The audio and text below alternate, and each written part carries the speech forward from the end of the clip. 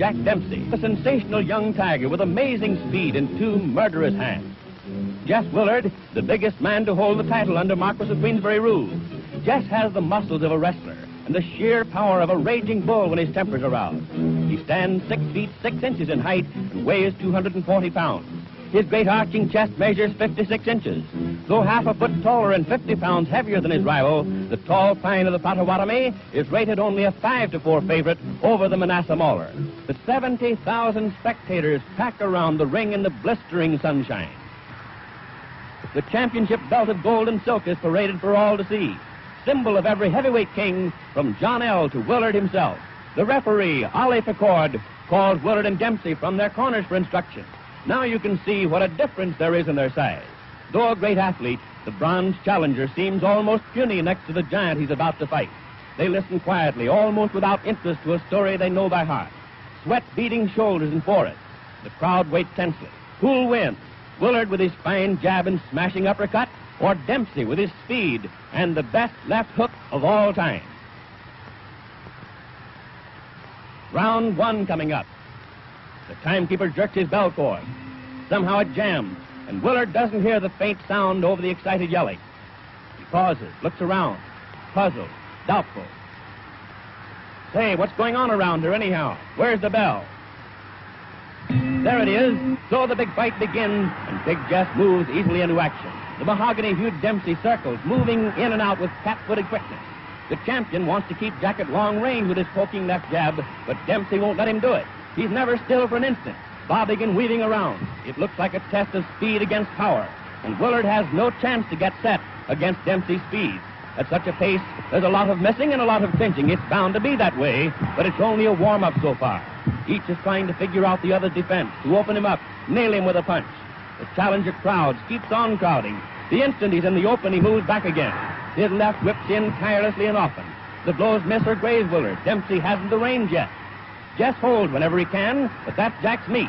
Nobody's strong enough to tie him up for long, and trying to hit him is like trying to hit a sunbeam that moves away.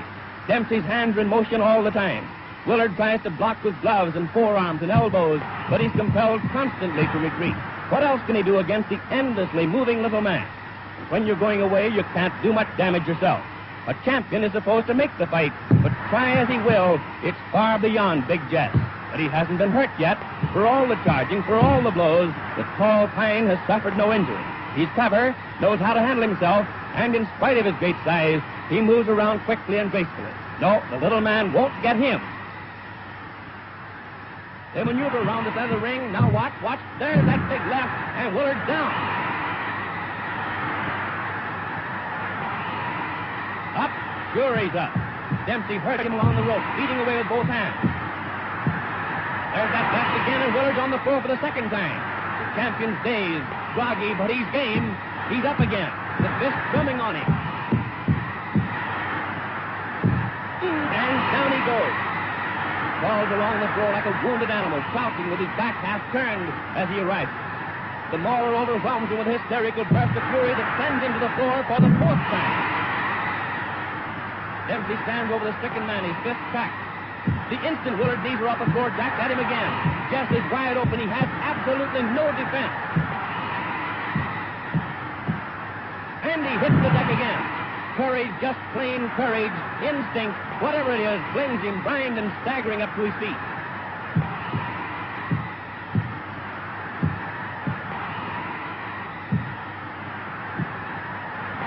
Willard reels around the ring, powerless, with Dempsey pumping right and left into him. Clear across the opposite corner, and there he's taking it again. How can the man stand it? And there he falls, his gloved hand feeling for the rope, trying to hold himself up. Then, painfully, he drags his racked body to a half-erect position.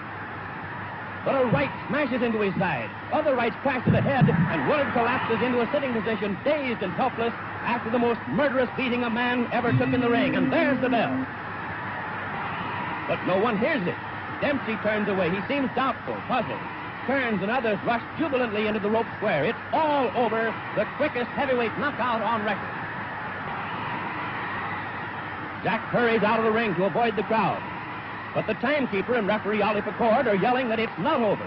The bell had sounded before Big Jess was counted out. Where is the challenger anyway? Willard's chief second, Walter Monahan, and the other handlers have leaped into the ring to bring their man too.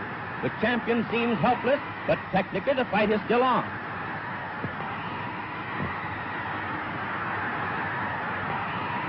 Doc turns, rushes to the rope. Jack, hey, Dempsey, come back, come back. 1-2, and the bell sounds again. Amazingly enough, Willard rises for the second round. Beaten as no man ever has been, he advances into Dempsey's raging fist. He jabs as though any jab could keep that tiger away from him. With all his wearied, broken body, Jess does his best to keep going. Why? It's no use, he hasn't a chance, but there's the tradition of all champions behind him. He has to fight even when he has nothing left to fight with. Jess may not have been a great champion, but no braver man ever laced on a pair of gloves. If he quit under punishment, no one would blame him. It's courage, nothing but magnificent courage that's holding him on his feet. No matter what he does, he can't get away from that tiger who's stalking him. His arms and legs are heavy with exhaustion. Salt sweat burns the gashes Dempsey's fists have opened. When Jack bores in and hits him, drives him around the ring, he can't muster enough strength for a dangerous punch in return. The seconds and minutes are ticking by faster and faster. There isn't much time left in the round. If he's to get his KO before the bell rings, he'll have to do it in a hurry. But Willard's only thought is to protect himself, and weak and tired as he is, it's no cinch to get him set for the finishing punch, even when he's driven helplessly back against the rope. He wobbles about and clinches, does his best to save himself from his relentless foe. There are only a few seconds remaining now. No chance for a finishing blow. It's too late. Mauler spins the champion around out there in the center of the ring. And there's the bell, and referee Pickard sends his men to the corner. Back in just a moment.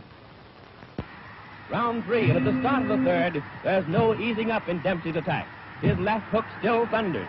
In the clinches, Willard is no longer strong enough to make even a pretense of blocking the uppercuts that shake and hurt him. Still, the clinches are the only sanctuary left him. Out in mid-ring, he's helpless. He's lost all coordination between brain and hand. His efforts are pitiful. He was big and good-looking and smiling when he came into the ring. Now he's a lurching, tottering wreck of a man. Dempsey beats at him, in the body, shifting his attack for a moment from that pitiful face. A new champion's being born here, born in the torrid heat among the yells of 70,000 spectators, born in blood and effort and pain. It's bad for Willard, taking the hammer blows of the ring's greatest puncher, but it's no picnic for the man who's winning either. His lungs strain, his heart beats in his throat, his arms are like lead, but still he carries on that deadly attack. He pours leather at the giant who should have gone down long ago, who would have gone down, but for the heart of a lion and the endurance of a buffalo. Even the spectators are beginning to flinch at the sight. This is no fight, it's a slaughter, a massacre. Big Jess has no more chance than a babe in arms. Look at the heavyweight champion of the world. His face is pounded almost to a pulp. His tired, dazed eyes peer through a mask of blood. It's dripped down over his body, stained his trunk, spotted his legs. Even Dempsey's smeared with the sanguinary fluid.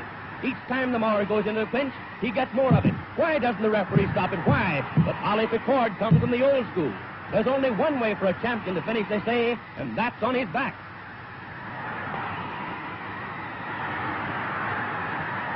But the bloody, half-blinded Willard won't go down, not even when the tiring Dempsey's blows stagger and hurt him more and more. And again the seconds are running out. The round's nearly over.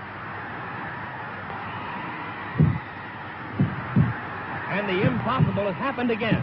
Big Jess has lasted through this another murderous round with this roaring Dempsey.